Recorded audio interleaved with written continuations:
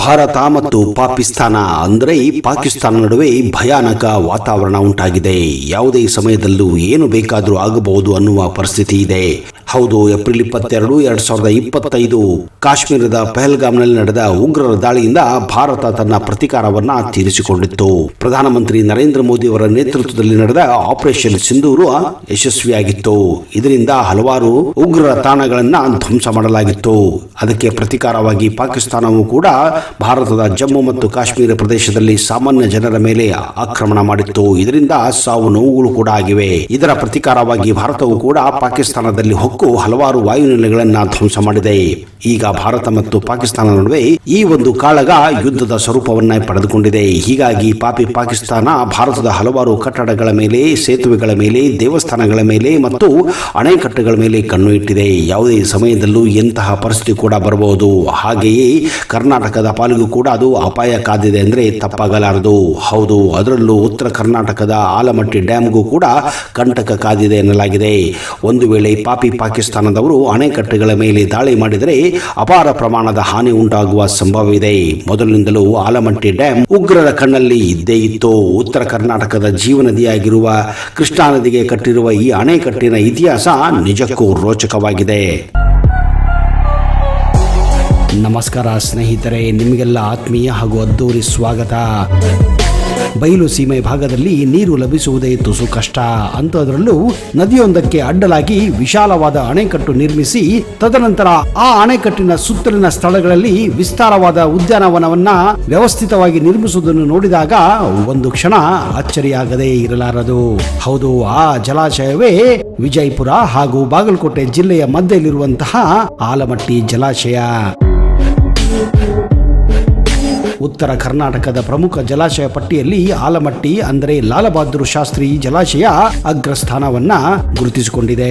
ಭಾರತದ 7 ಪವಿತ್ರ ನದಿಗಳಲ್ಲಿ ಒಂದಾಗಿರುವ ಕೃಷ್ಣಾ ನದಿ ಮಹಾರಾಷ್ಟ್ರದ ಮಹಾಬಳೇಶ್ವರನಲ್ಲಿ ಉಗಮವಾಗುತ್ತದೆ. ಕೊಯ್ನಾ, ಪಂಚಗಂಗಾ, ದೂದಗಂಗಾ, ವರ್ಣ, ಮೂಸಿ, ಯರ್ಲಾ, ಘಟಪ್ರಭಾ, ಮಲಪ್ರಭಾ, ಭೀಮಾ, ಡೋಣಿ, ತುಂಗಭದ್ರಾ ಕೃಷ್ಣಾ ನದಿಯ ಉಪನದಿಗಳಾಗಿವೆ. 2 ನದಿಗಳ ಮಧ್ಯೆ ಹರಿಯುವ ಸುಂದರವಾದ ಕೃಷ್ಣಾ ನದಿಗೆ ಅಡ್ಡಲಾಗಿ ಈ ಅಣೆಕಟ್ಟನ್ನ ಅದ್ಭುತವಾಗಿ ನಿರ್ಮಾಣ ಮಾಡಲಾಗಿದೆ. ಆ 2 ಹಳ್ಳಿಗಳೆಂದರೆ ವಿಜಯಪುರ ಜಿಲ್ಲೆಯ ಬಸವನ ಬಾಗೇವಾಡಿ ತಾಲೂಕಿನ ಆಲಮಟ್ಟಿ ಹಾಗೂ ಬಾಗಲಕೋಟೆ ಜಿಲ್ಲೆಯ ಬಾಗಲಕೋಟೆ ತಾಲೂಕಿನ ಸೀತಿಮನೆ ಹಳ್ಳಿಯಾಗಿದೆ. ಈ ಅಣೆಕಟ್ಟು ವಿಜಯಪುರದಲ್ಲಿದ್ದರೂ ವಿಜಯಪುರ ಜಿಲ್ಲೆಗಿಂತ ಹೆಚ್ಚಾಗಿ ಬಾಗಲಕೋಟೆ ಜಿಲ್ಲೆಯ ಬಹಳಷ್ಟು ಭೂಪ್ರದೇಶವನ್ನ ಮುಳುಗಡೆ ಮಾಡಿದೆ. ಲಾಲ್ ಬಹದ್ದೂರ್ ಶಾಸ್ತ್ರಿ ಅವರು ಭಾರತದ ಸ್ವಾತಂತ್ರ್ಯ ನಂತರ ಈ ಅಣೆಕಟ್ಟಿನ ಅಡಿಗಲು ಸಮಾರಂಭವನ್ನ 1964ರಲ್ಲಿ ಮಾಡಿದ್ದರು. ಇದೇ ಕಾರಣ ಈ ಆಲಮಟ್ಟಿ ಜಲಾಶಯಕ್ಕೆ ಲಾಲ್ ಬಹದ್ದೂರ್ ಶಾಸ್ತ್ರಿ ಜಲಾಶಯ ಎಂದು ಕೂಡ ನಾಮಕರಣ ಮಾಡಲಾಗಿತ್ತು. 2006ನಲ್ಲಿ ಅಂದಿನ ರಾಷ್ಟ್ರಪತಿ APJ ಅಬ್ದುಲ್ ಕಲಾಂ ಅವರು ಈ ಒಂದು ಅದ್ಭುತವಾದಂತಹ ಅಣೆಕಟ್ಟನ್ನ ಉದ್ಘಾಟನೆ ಮಾಡಿದ್ದರು.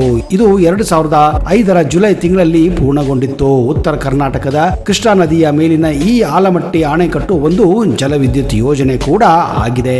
ಈ ಅಣೆಕಟ್ಟಿನ ಕೆಲಸ ಮುಗಿದ ವರ್ಷ ಜುಲೈ 2005. ಅಣೆಕಟ್ಟಿನ ಎತ್ತರ 52.25 ಮೀಟರ್, ಉದ್ದ 1565 ಮೀಟರ್ ಹೊಂದಿರುವ ಈ ಭವ್ಯ ಅಣೆಕಟ್ಟು ಸುಮಾರು 26 ಕ್ರಸ್ಟ್ ಗೇಟ್ಗಳು ಅಂದರೆ ನೀರನ್ನು ಹೊರಹಾಕುವ ದ್ವಾರಗಳನ್ನ ಹೊಂದಿದೆ.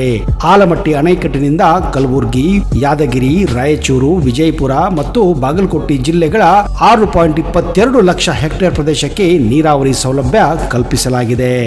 ಲಾಲ್ ಬಹದ್ದೂರ್ ಶಾಸ್ತ್ರಿ ಸಾಗರ ಲಿಮ್ಕಾ ಬುಕ್ ಆಫ್ ರೆಕಾರ್ಡಿಗೂ ಸೇರಿಕೊಂಡಿದೆ. ಕಾರಣ ಈ ಅಣೆಕಟ್ಟಿನ ಮೇಲೆ ಹಾಕಿರುವ ದೈತ್ಯಾಕಾರದ ಬೋರ್ಡ್. ಇದು ಒಂದು ಹೊಸ ದಾಖಲೆಯನ್ನೇ ಸೃಷ್ಟಿಸಿದೆ.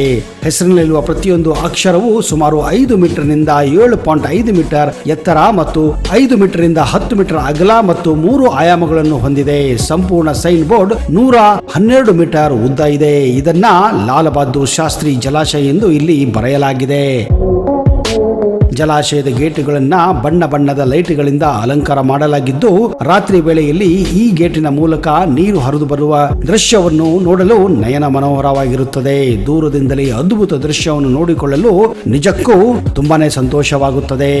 ಆದರೆ ದುರಾದೃಷ್ಟ, 2011ರಲ್ಲಿ ಪಾಕಿಸ್ತಾನದ ಕೆಲವು ಆತಂಕವಾದಿಗಳು ಈ ಬೃಹತ್ ಆಲಮಟ್ಟಿ ಅಣೆಕಟ್ಟನ್ನ ಉಡಾಯಿಸುತ್ತೇವೆ ಎಂದು ಧಮಕಿ ಹಾಕಿದ್ದರು. ಒಂದು ವೇಳೆ ಹಾಗೇನಾದರೂ ಆದರೆ ಅದರ ಪರಿಣಾಮ ತುಂಬಾ ಕೆಟ್ಟದಾಗಿರುತ್ತದೆ ಎಂದುಕೊಂಡು ಅಂದಿನಿಂದ ಈ ಡ್ಯಾಮಿಗೆ ಒಳ್ಳೆಯ ಭದ್ರತೆಯನ್ನು ಅಂದಿನಿಂದ ನೀಡಲಾಗಿದೆ. ಜಲವಿದ್ಯುತ್ ಯೋಜನೆಗೆ ನಿರ್ಮಿಸಲಾಗಿರುವ ಡ್ಯಾಂ ಈಗ ಸೌಂದರ್ಯ ಸಾಗರವಾಗಿ ಕಂಗೊಳಿಸುತ್ತಾ ಇದೆ. ಸುಂದರ ಪರಿಸರದ ನಡುವೆ ಹಸಿರಿನ ಮಧ್ಯೆ ಹರಿಯುವ ನೀರು ಪ್ರವಾಸಿಗರ ಕಣ್ಣಿಗೆ ಭೂಸ್ವರ್ಗದ ಭಾವನೆಯನ್ನ ಹುಟ್ಟಿಸುತ್ತದೆ.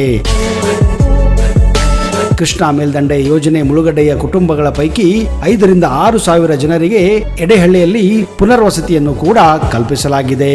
ಬಾಗಲಕೋಟೆಯ ವಿದ್ಯಾನಗರವನ್ನ ಈಗ ಈ ಪುನರ್ವಸತಿಯನ್ನು ಮಾಡಲು ಸಹಿತ ಬಳಸಲಾಗಿತ್ತು. ಆಲಮಟ್ಟಿ ಜಲಾಶಯವನ್ನು ಒಂದು ರೀತಿಯಲ್ಲಿ ಪ್ರವಾಸೋದ್ಯಮವನ್ನ ಸಹ ಪರಿಗಣಿಸಿ ವಿನ್ಯಾಸ ಮಾಡಲಾಗಿತ್ತು.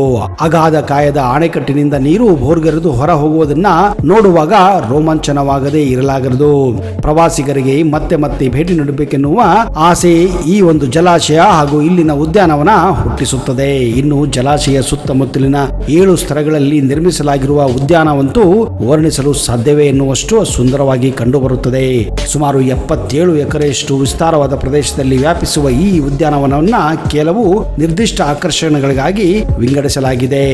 ಒಟ್ಟಾರೆ ಉದ್ಯಾನದಲ್ಲಿ ವಿಜಯ್ ಉದ್ಯಾನ, ರಾಕ್ ಹಿಲ್ ಉದ್ಯಾನ, ಕೃಷ್ಣ ಉದ್ಯಾನ, ಮೊದಲಿನ ಶೈಲಿಯ ಇಟಾಲಿಯನ್ ಉದ್ಯಾನ, ನಂತರದ ಶೈಲಿಯ ಇಟಾಲಿಯನ್ ಉದ್ಯಾನ, ಫ್ರೆಂಚ್ ಉದ್ಯಾನ, ಗೋಪಾಲಕೃಷ್ಣ ಉದ್ಯಾನ ಹಾಗೂ ಲವಕುಶ ಉದ್ಯಾನಗಳನ್ನ ಇಲ್ಲಿ ನೀವು ಕಾಣಬಹುದು.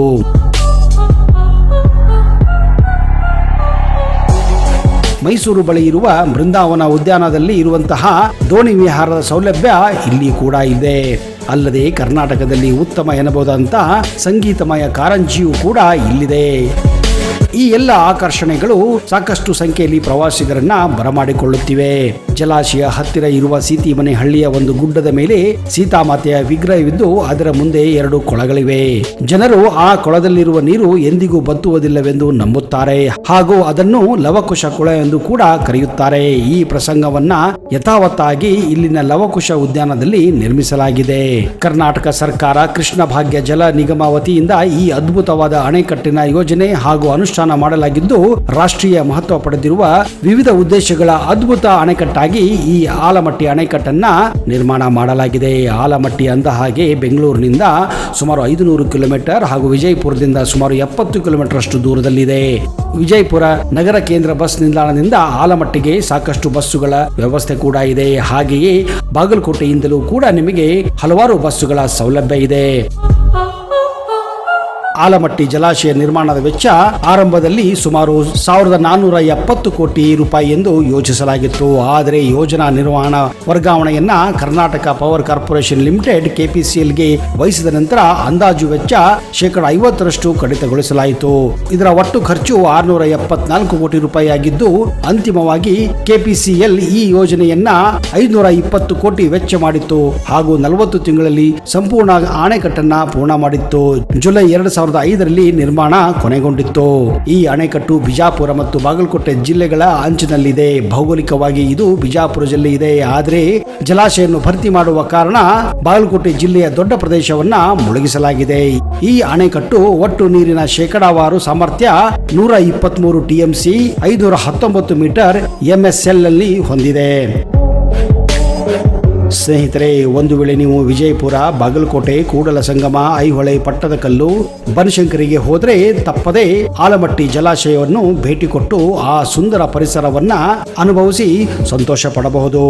ಇಂತಹದೇ ಅಣೆಕಟ್ಟುಗಳ ಇನ್ನಷ್ಟು ಮಾಹಿತಿಯನ್ನ ಮುಂದಿನ ಸಂಚಿಕೆಯಲ್ಲಿ ಮತ್ತಷ್ಟು ತರುತ್ತೇನೆ. ಅಲ್ಲಿಯವರೆಗೆ ಜೈ ಹಿಂದ್, ಜೈ ಕರ್ನಾಟಕ. ನಿಮಗೆಲ್ಲ ಶುಭವಾಗಲಿ.